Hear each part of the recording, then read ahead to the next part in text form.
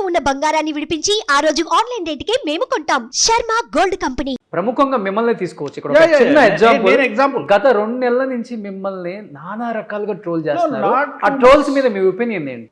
2023 December 3వ తేదీ start అయింది నా ట్రోలింగ్. కంటిన్యూగా డిసెంబర్ అంటే జనవరి, ఫిబ్రవరి, మార్చ్, ఏప్రిల్, మే, జూన్, జూలై 7 నెలల నుండి ఆడుకుంటున్నాను. అసలు విపరీతమైన ట్రోలింగ్. లాస్ట్ 1 మంత్ అయితే పీక్స్లో ఉన్నా. నాకు తెలిసి నా ప్రచారానికి అట్లీస్ట్ నేను ఓన్గా చేసుకోవాలంటే 400 కోట్లు ఖర్చు వస్తుంది. సో నాకు తెలిసి ఇప్పుడు ట్రోలర్స్, మేమర్స్ ప్లస్ నన్ను విమర్శించే వాళ్ళంతా కలిసి నాకు 400 మార్కెట్ 400 కోట్లు ఖర్చు పెట్టి నన్ను ప్రమోషన్ చేశారు. సో దీనికి నేను ఫీల్ అయ్యేదేం లేదు. ఎందుకంటే ఇప్పుడు హార్దిక్ పాండ్యాను మన ఐపీఎల్లో బూ బూ బూ అని తిట్టి అందరినీ భ్రష్టు పట్టిస్తే చివరికి వచ్చేవరకు వాళ్ళ సిగ్గు శరాలు వదిలిపెట్టి ఆయన ఫ్లైట్ దిగితే ప్లకార్డ్ పట్టుకొని వెల్కమ్ అనే స్టేజ్కి దిగదాజారు తిట్టిన వాళ్ళందరూ. సో ఆయన పెళ్ళం ఆయన మీద రేప్ కేసు పెట్టింది హార్దిక్ పాండ్యా మీద. ఇవాళ భారతదేశం ఆయనకు సలాం కొడుతుంది. సో అట్లనే మన వన్డే కప్లో ఓడిపోయిన ఇండియా టీం ఈయన T20లో గెలిచింది. సో పెద్ద విషయం ఏం కాదు కదా.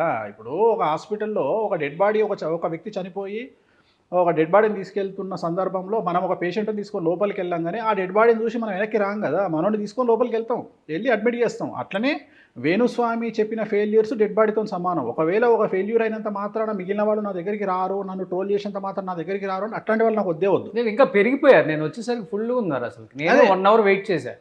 అదే చెప్తున్నా కదా. సో అదే పరిస్థితి. ఒక ఎగ్జాంపుల్ చెప్తా. ఇప్పుడు ఒక ఊరిలో ఒక దేవాలయం ఉందంట. ఆ దేవాలయం దగ్గరికి విపరీతంగా జనాలు వస్తున్నారు.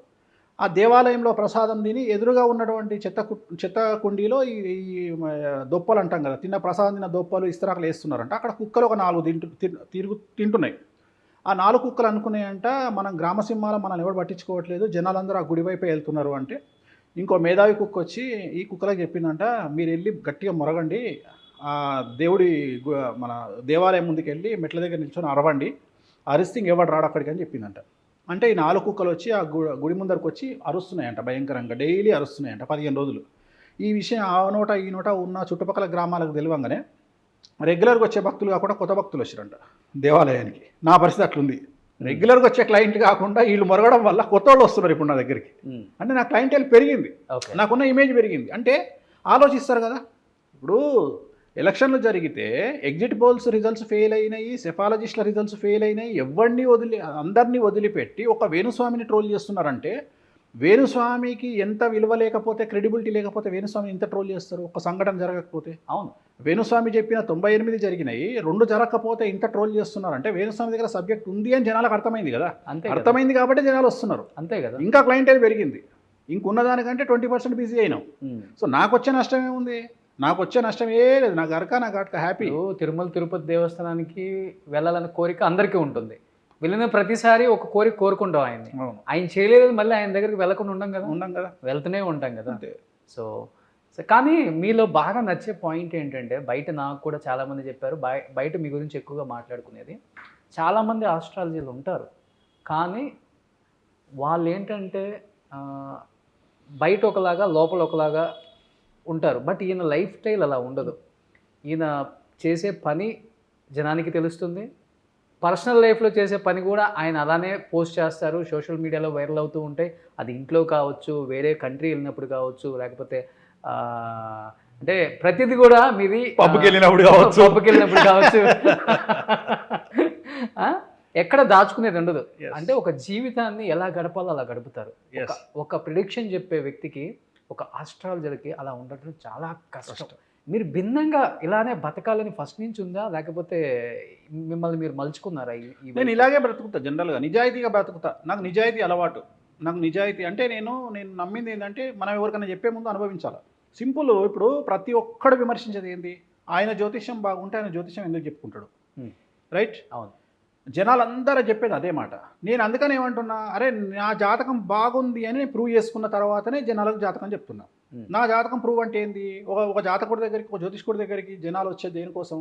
వాళ్ళకు డబ్బు కావాలని, మంచి పొజిషన్ కావాలని, మంచి లైఫ్ కావాలని, అన్నీ కావాలని.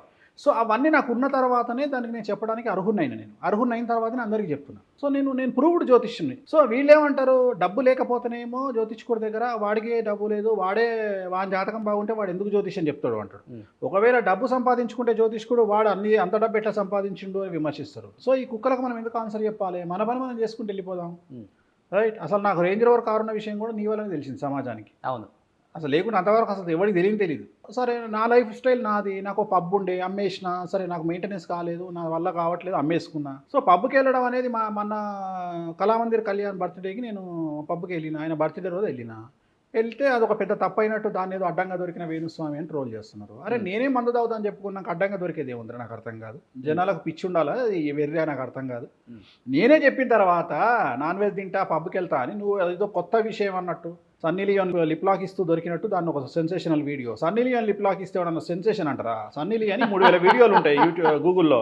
ఓకే, నేను సన్నీ లియోన్ లాంటి అదేదో తీసుకొచ్చి వేణుస్వామి పబ్లో దొరికిన సిగ్గుండాలి చెప్పుకోవడానికి. నేనే చెప్తున్నా, నేనే చెప్పుకుంటున్నా, ఇంకేముంది.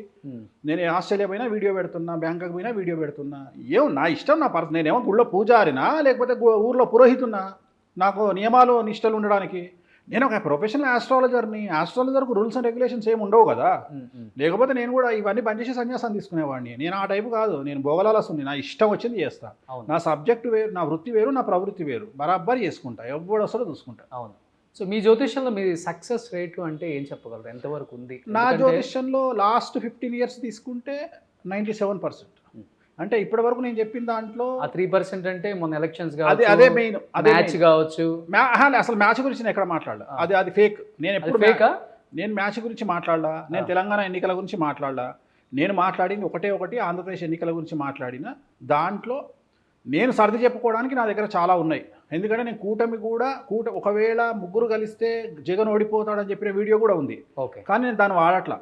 నేను ధైర్యంగా ఒప్పుకుంటున్నా. ఎందుకంటే సహజం కదా ఫెయిల్యూర్స్ అనేవి. ఫెయిల్యూర్స్ పార్వతీదేవి జ్యోతిష్కులకు శాపం ఇచ్చింది. మీరు చెప్పిన దాంట్లో 8% జరగదు అని గురువు శుక్రుడికి ఇద్దరికి శాపం ఇచ్చింది. ఆ శాపంలో భాగంగా మేము చెప్పిన వాటిలో కొన్ని జరగవు. ఎప్పుడే కానీ సక్సెస్ రేటు చూస్తాము. 10 మ్యాచ్ల్లో ఆడని విరాట్ కోహ్లీ 11వ మ్యాచ్లో ఆడితే సక్సెస్ రేటు. అట్లనే ప్రతి హాస్పిటల్లో 100 మంది పేషెంట్లలో ఒక పేషెంట్ చనిపోతాడు. అంత మాత్రాన ఒక పేషెంట్ చనిపోయిన హాస్పిటల్కి తాళాలు ఇస్తలేం కదా. అట్లనే సక్సెస్ రేట్ చూస్తాము. అన్నిటికంటే మరీ ముఖ్యంగా నా క్రెడిబిలిటీని, నా గొప్పతనాన్ని విశ్లేషించాలంటే ఈరోజు ఆంధ్రప్రదేశ్ ఎన్నికలలో, భారతదేశ ఎన్నికలలో ఆల్మోస్ట్ ఎగ్జిట్ పోల్స్ సర్వేలన్నీ మొత్తం ఫెయిల్యూర్ అయిన సందర్భంలో, సెఫాలజిస్టు సైన్స్ అని చెప్పుకునేటువంటి సెఫాలజిస్టు ఫెయిల్ అయిన సందర్భంలో వేణుస్వామి చెప్పిన 2 ప్రిడిక్షన్లో ఒకటి సక్సెస్. సెంటర్లో హంగ్ వస్తుందని చెప్పిన, ఆంధ్రప్రదేశ్లో జగన్ గెలుస్తాడు, తెలుగుదేశం ఓడిపోతుందని చెప్పిన.